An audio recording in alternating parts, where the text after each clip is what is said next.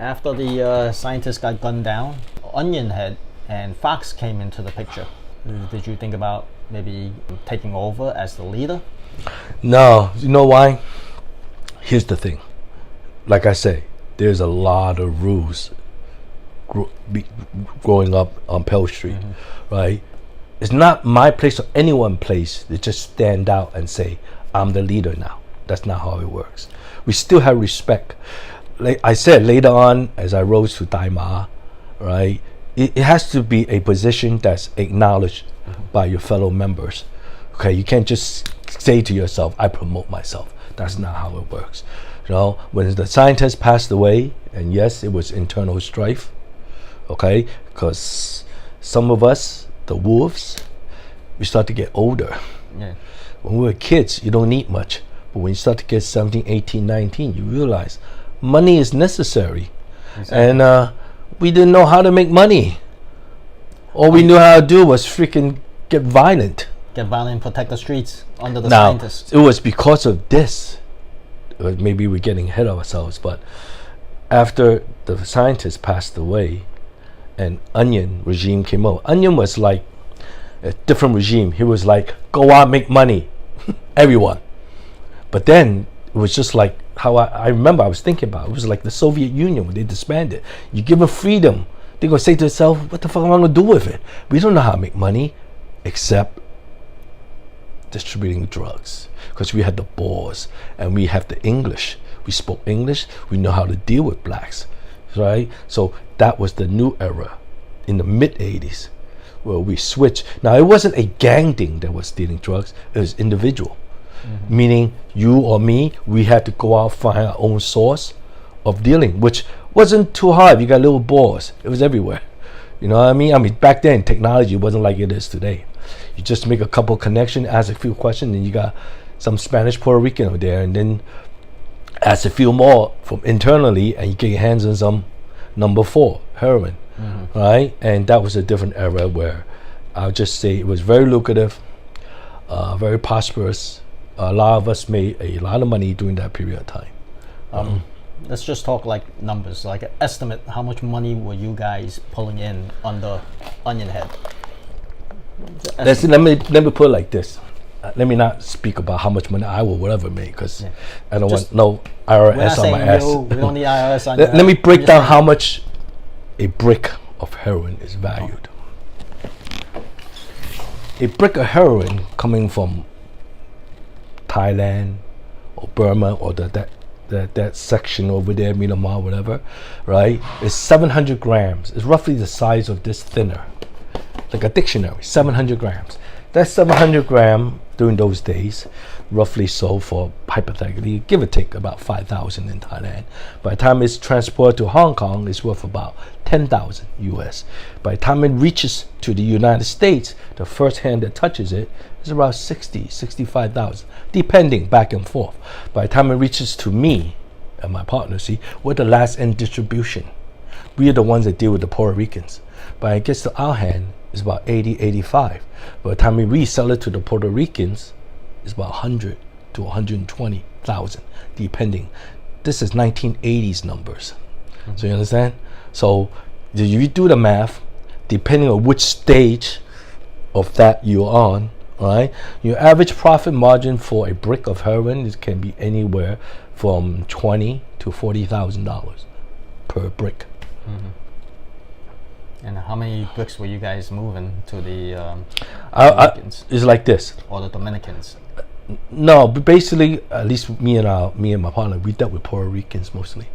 Okay, we dealt with Puerto Ricans. There's some Indians people we dealt with that probably might have dealt with the Dominicans, but back then the Puerto Ricans population was bigger than the Dominicans. All right, they did a lot of the moving and shaking.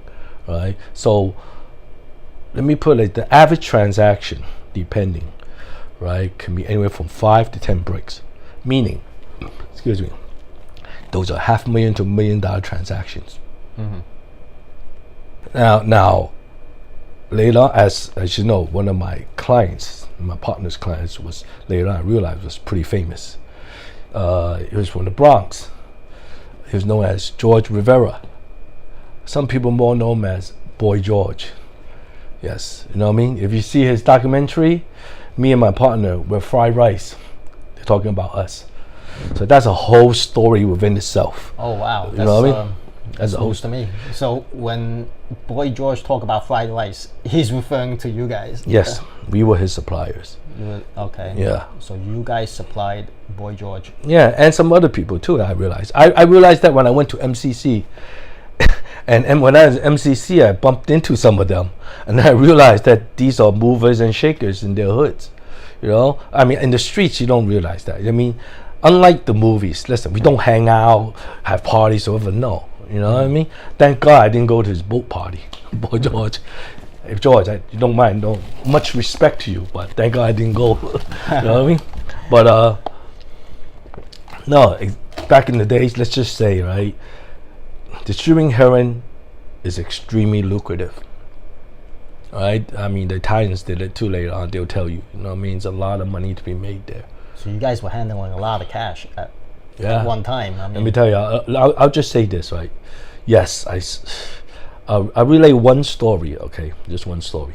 One time I was in the Colombian projects, you know, down by Lower East Side, Colombian project, you know, under the Windsor Bridge. Mm-hmm. I was doing a transaction, right? And it's very simple. It's not like in the movies, like you got 10 people. No, I went there by myself because it was a customer I dealt with. Mm-hmm. But still, back then, every transaction you do, you're strapped.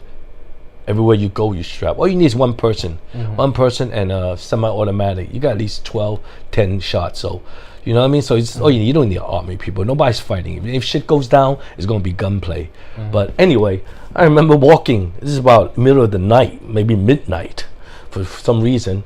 And the box of cash I was carrying broke on me.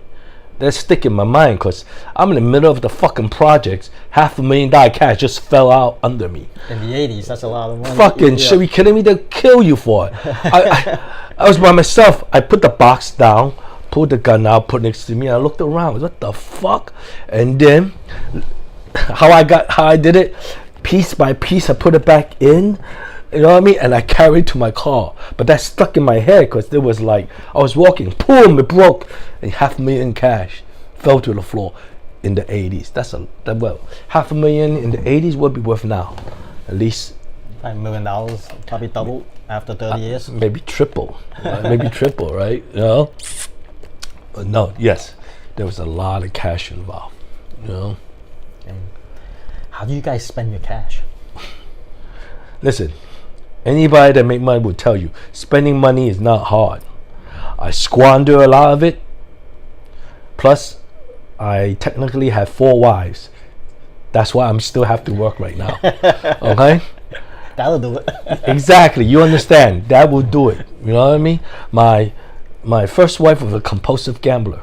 I say that because when I went to jail, I said to her, honey, all that money I gave you, I think I'm needed for bail.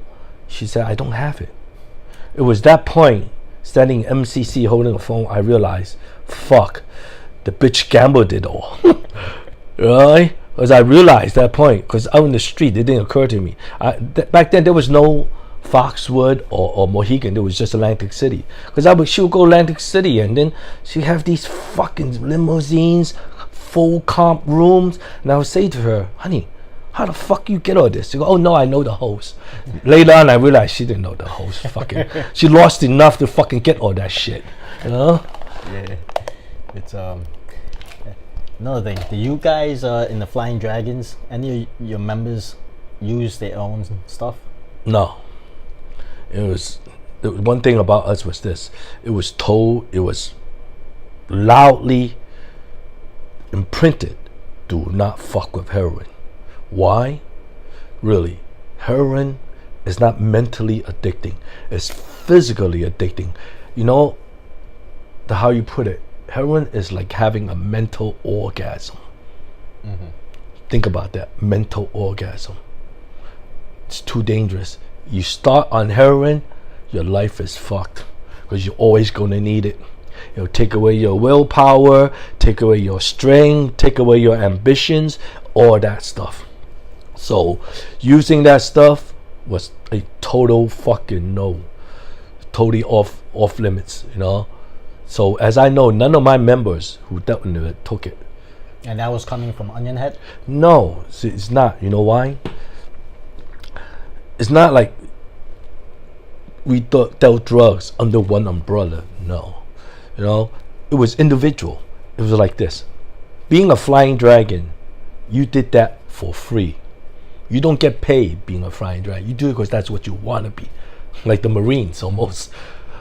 Dealing drugs is a business aspiration that you do either with your brother or whichever partner. It was not because you did it as under the umbrella of flying dragons. No, you did that personally. A lot of people don't understand that outside of Chinatown, right? It's the same way with the Ghost Shadows, the Fook Ting, and same way with all the gangs.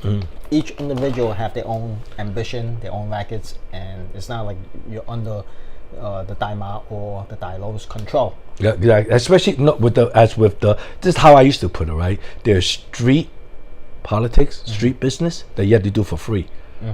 Like later on, wherever my business aspirations, the drug dealings, the businesses, that's what I did personally.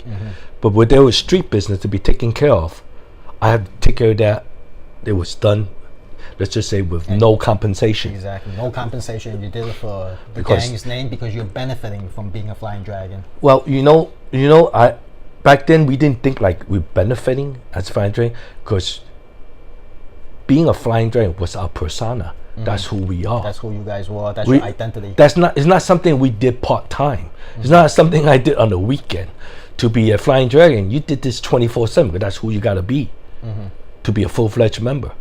It's not like a weekend warrior. I go work here now, I do that. So for this reason, we were fully committed. And it might sound corny, but at that stage, during that generation I was in, we were committed to die for it, for real. So it was when I look back sometimes, right, I could say, whoa, man must be nuts. I was willing to die for the cause, and not just me, my fellow brothers too.